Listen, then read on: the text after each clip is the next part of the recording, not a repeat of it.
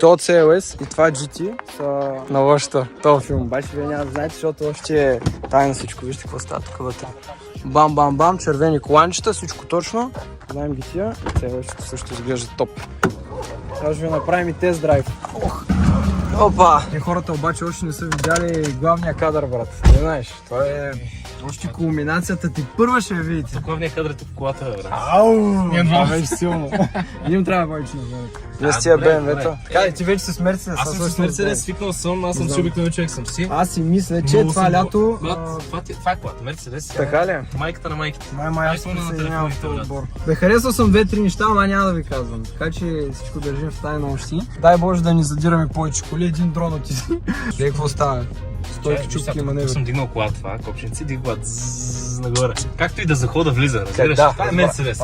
И сега гледаш задира много тежко. Бам, бро, тежко долу няма. Почва ли да свести?